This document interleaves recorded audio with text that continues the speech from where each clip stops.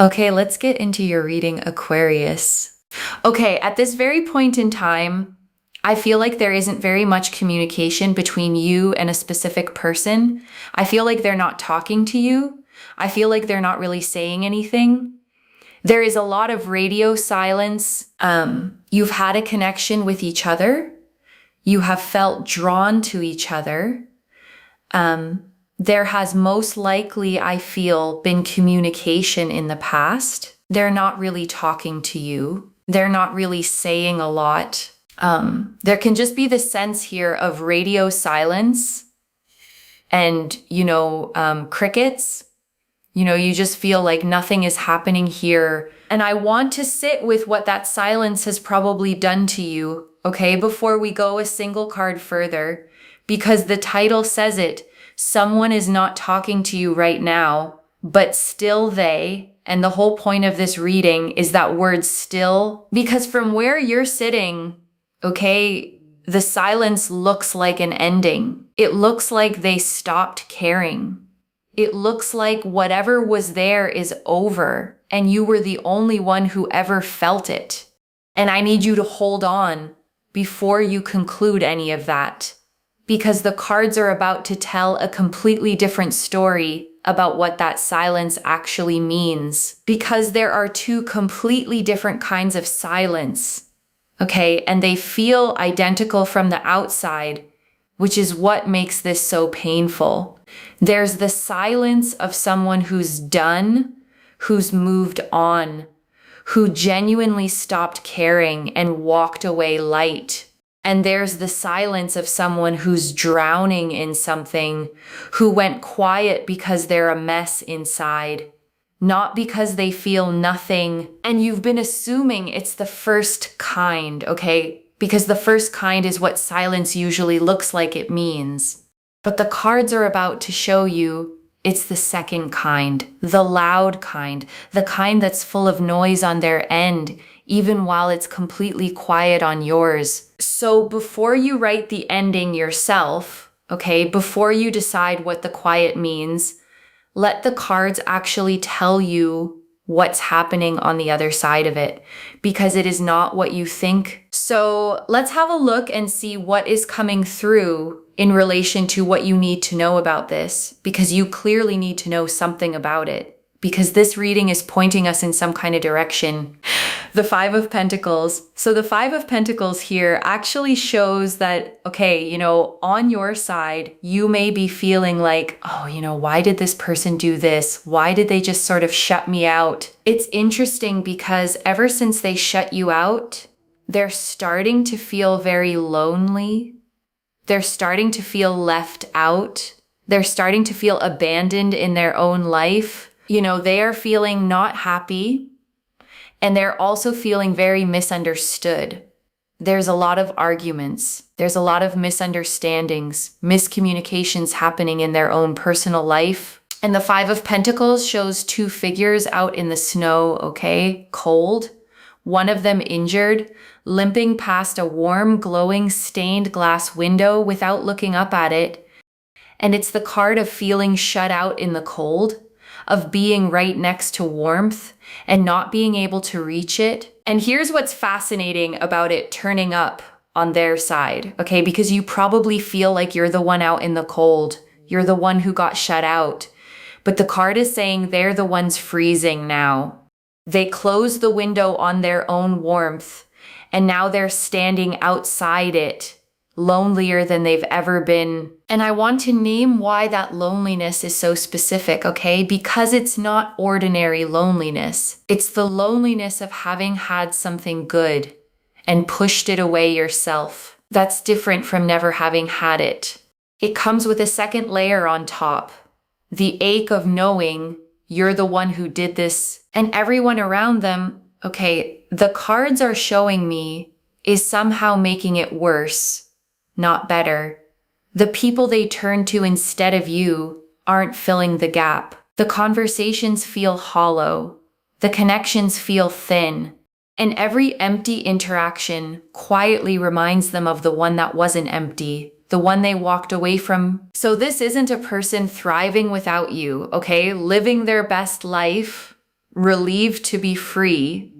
This is a person who bet that life would be better without you and is losing that bet a little more with every passing day. There are people around them that are not really talking to them properly, that are not really expressing themselves properly to them. There's just a lot of misunderstandings, miscommunications, problems, issues, challenges of this nature. There's definitely this sense here of lack of communication, lack of understanding, and just them feeling like people are not really on their side. The chariot. So the chariot here goes to show that, they try to be around people and they try to have fun, but they just have no fun, okay? And that is what I'm seeing here. Yes, there's an element of karma, I guess, with what they've done towards you. But in many ways, this is also the fact that they just kind of thought to themselves that moving away from you would bring them harmony, would bring them peace. Maybe they would feel a lot more like themselves, but actually moving away from you has just brought them chaos. They actually aren't happy. And the chariot shows a figure standing in a chariot pulled by two sphinxes, okay? One black and one white. And the whole card is about driving forward, taking control, going somewhere with force of will. And the irony here is that they took the reins. They drove themselves away from you deliberately, certain it was the right direction, and it led them straight into the opposite of what they wanted. And I want to name what that opposite actually feels like for them, okay? Because it's a particular flavor of misery. It's the misery of having engineered your own unhappiness while believing you were fixing it. They didn't stumble into this. They steered. They took hold of the reins, pointed the whole thing away from you, and drove, certain it was toward peace. And every day the peace doesn't arrive, okay? The chariot's certainty curdles into a slow sinking doubt. This was supposed to be better. This was supposed to be the thing that helped. And it's worse. It's so much worse. And there's a trapped feeling in that, okay? Because the chariot doesn't reverse easily. A person who drove themselves this far in the wrong direction has a long way to turn around and a lot of pride to set down before they can even start. And I want to name why that happens, okay? Because it's a very human mistake. When someone feels bad inside, they look around for the cause, and sometimes they land on the nearest big thing and decide that must be it.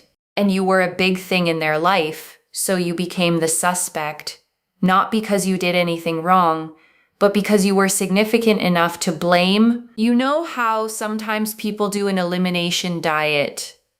Oh my God, I'm trying to say it. But words get jumbled. People try to do an elimination diet where they think, oh, maybe this is what was causing me to not feel so great, right? And then they get rid of that item, but they still don't feel great. And they're like, oh, maybe it's something else now. I thought that, for example, Apple, okay, just to give an example, that Apple was causing me to not feel so great. But they get rid of the apple and they realize, actually, I still feel like that, So this person kind of did, in many ways, an elimination diet trial, thinking that, them not feeling so great might be because, they're around you and maybe they're feeling overwhelmed. So they kind of put you aside, and now they're starting to realize they still don't feel great. And I actually love that elimination diet way of putting it, okay? Because it's more accurate than it first sounds. When you feel bad and can't find the cause, you start removing things one at a time, hoping the next removal is the one that fixes it. And the danger of that method is that you can remove something genuinely good simply because it was big enough to suspect. And that's what happened to you, okay? You weren't removed because you were bad for them. You were removed because you were significant, and significant things get tested first. But the test came back clear. The removal changed nothing, which is the whole proof that you were never the ingredient making them sick. And here's the part that matters for you, okay? A person on an elimination diet eventually adds back the thing they wrongly cut. Once they realize it was never the problem, they want it back in their life, and they feel foolish for ever taking it out. That's the exact arc this person is on with you right now. So it was never you, right? It was never you to begin with. Like, you were never the problem in this sense. And I want to stop right here and say that as clearly and as gently as I possibly can, okay? Because it might be the single most important sentence in this whole reading, and I don't want it to rush past you. You were never the problem, okay?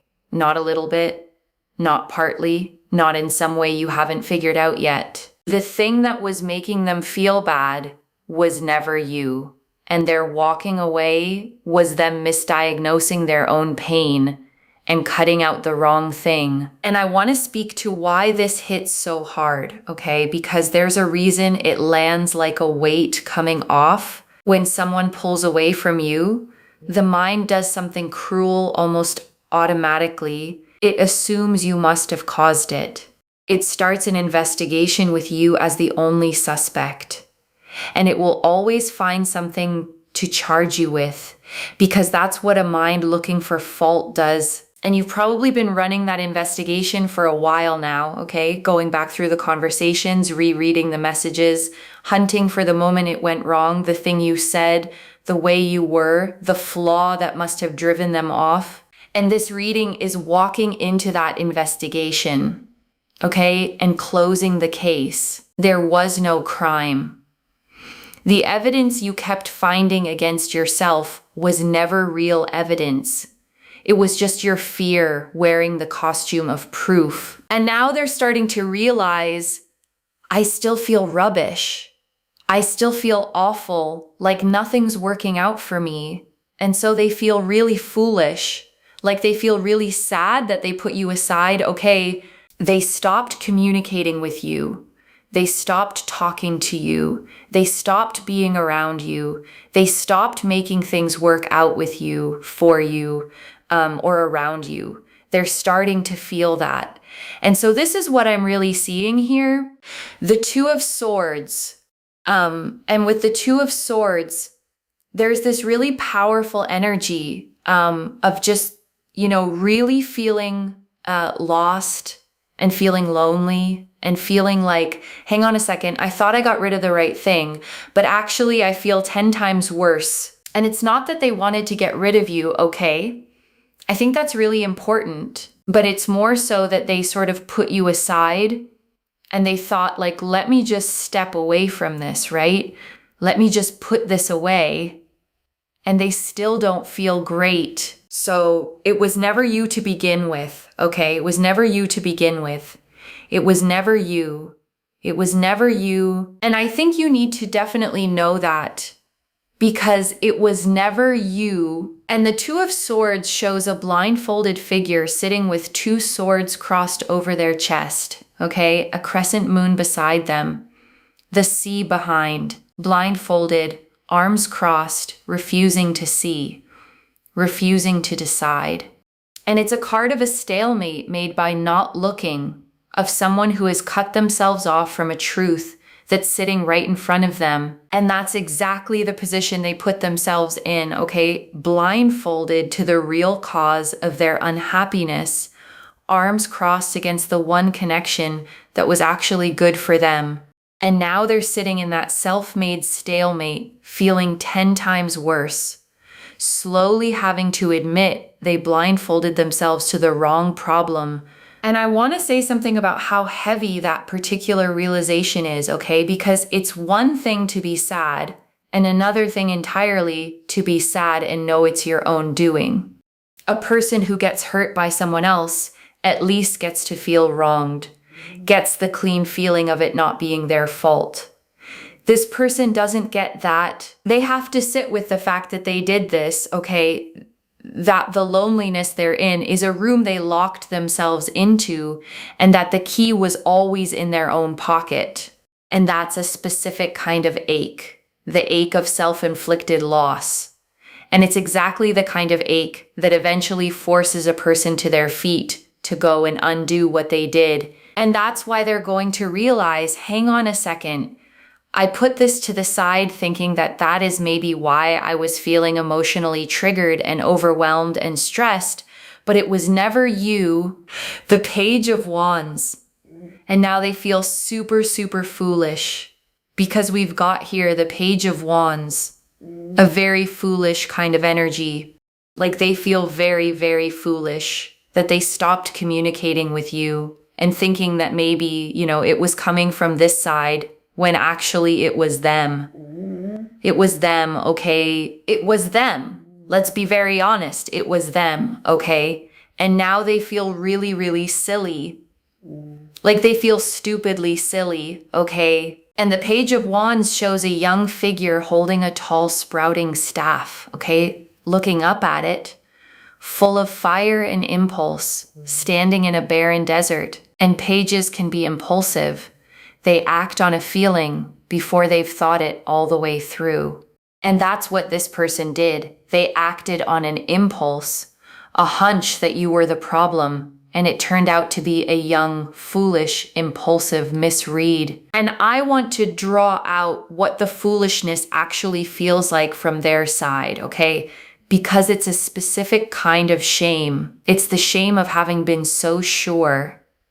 They didn't drift away from you accidentally. They made a decision, probably told themselves a whole story about why it was the right and healthy thing to do. Maybe even felt proud of themselves for setting a boundary or taking space. And now that story has collapsed, okay? And they have to sit with the fact that they were confidently, completely wrong. And that's a hard thing for a person to face because it's easier to stay away and pretend it was right than to come back and admit it wasn't. So when they do come back, okay, and the cards say they will understand what it costs them to do it, they're not just apologizing for the silence. They're admitting they misjudged the whole thing and swallowing the pride of having been so certain about something so wrong. And I want to be fair to them for 1 second, okay? Even while the card calls them foolish, because there's something almost forgivable in it. They weren't being cruel on purpose. They were flailing, trying anything to feel better, and they grabbed the wrong liver.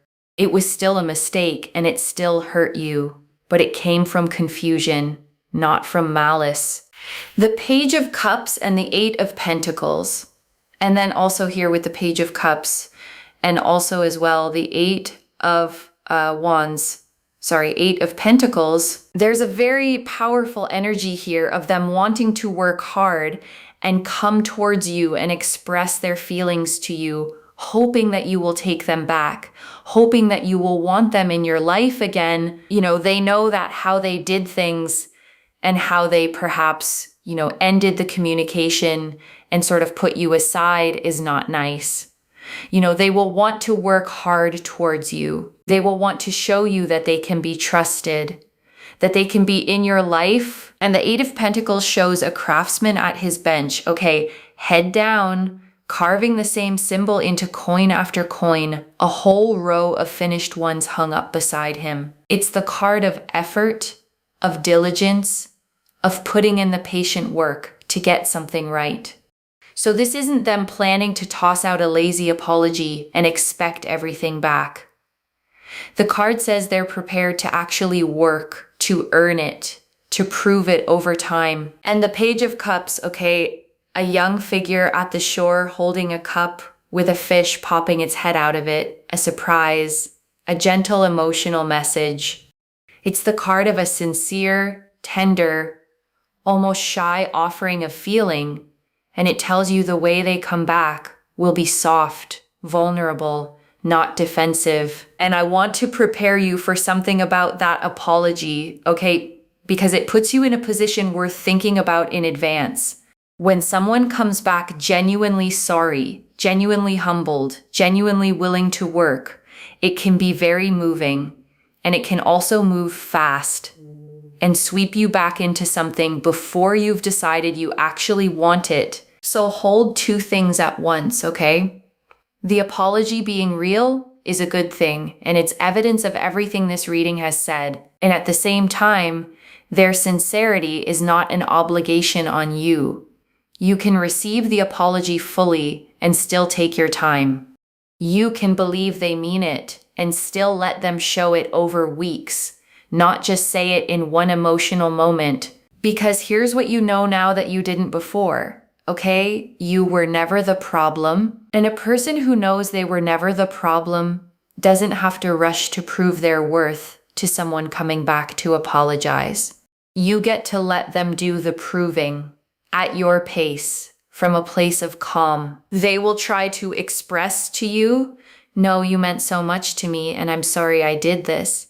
There is going to be an apology. There's going to be communication, where they will try and come forward and they will try to ask for forgiveness and beg for forgiveness and sort of be like, I'm really sorry. That was really foolish of me. And I thought that, maybe it was this, which is why I felt not so great. But actually, it was something completely different. And they will feel foolish and they will feel ridiculous and they will feel sad that this is what happened, right? They will feel sad that, oh, I thought that this is what was happening, but actually it was something else. Like they will feel genuinely foolish. They will feel unbelievably foolish and sad and really, really sad and really distraught and very upset and just frustrated that this is how things ended up going and this is how things ended up being. And I want you to hear how much of that repetition is the reader circling one truth, okay? Because it's not filler, foolish, silly, sad, distraught, upset, frustrated. That's every layer of what this person feels when the full realization lands. And the reason it comes in waves like that, okay, is that regret this deep doesn't arrive all at once. First they feel foolish, then sad, then it deepens into distress, then into real grief for what they gave up. It's a staircase down into fully understanding what they did, and they're going to walk every step of it before they reach the door back to you. The 10 of Swords, they will feel unbelievably hurt, especially here with the 10 of Swords, because there's this very powerful energy of them being hurt and feeling frustrated and, feeling like they just created their own problems and issues and challenges. And the 10 of Swords shows a figure lying face down, okay? 10 swords in their back, a dark sky above. But here's the crucial detail. The sun is breaking over the horizon in the distance. It's the card of a painful ending that is also rock bottom, the lowest point. And rock bottom's one mercy is that there's nowhere to go from it but up. And I want you to understand what that means for them, okay? Because it's actually hopeful in a strange way. This person has hit the bottom of their own bad decision. They felt the full weight of it. The swords in the back of this card are self-inflicted here, and they know it. And that rock bottom is exactly what turns a person around, because you don't come back with a real apology until you've actually felt the full cost of what you did. And I want to sit with the sunrise in that card for a moment, okay? Because it's easy to miss underneath all those swords. The 10 of Swords looks like the most brutal card in the deck, and in a way it is, but it always paints a dawn breaking on the horizon behind the figure. And that dawn isn't decoration, it's the whole message. This is the end of the worst of it, not the beginning, because you cannot get more swords in your back than 10. Okay, the card is maxed out. It's the bottom, and the bottom is the one place from which every direction is up. So this person, lying in the wreckage of a choice they made themselves, is actually at the turning point, the exact moment where the only way left to go is back toward the light and back toward you. The 6 of Wands, and then the 6 of Wands here, this shows the return itself, them coming forward, wanting to be received, wanting to be let back in. And the 6 of Wands shows a rider on a white horse, okay, a laurel wreath on their head, a crowd walking alongside, the victory card, the card of public return and being welcomed. But I want to point out the vulnerability underneath it here, because a person riding in for a victory lap is also a person hoping the crowd actually cheers, and that's them coming back to you, okay? Hoping to be received warmly, hoping you'll let them in, hoping the return goes well, rather than meeting a closed door. And you get to decide how that goes from your own ground, in your own time, knowing the whole while that you were never the problem to begin with. The King of Swords, and especially here with the King of Swords, they want to have happiness, they want to have joy, they want to have, fulfillment in their life. And I want to point out something honest about that want, okay? Because it tells you what they're really chasing underneath everything. They didn't walk away because they wanted less of you. They walked away because they wanted more happiness, and they guessed wrong about where to find it. The want was always for joy, for peace, for a life that feels good, and they're only now realizing you were part of that, not the obstacle to it. And the King of Swords sits facing forward on his throne, okay? Sword upright in his hand, butterflies carved into the stone behind him, a clear sky.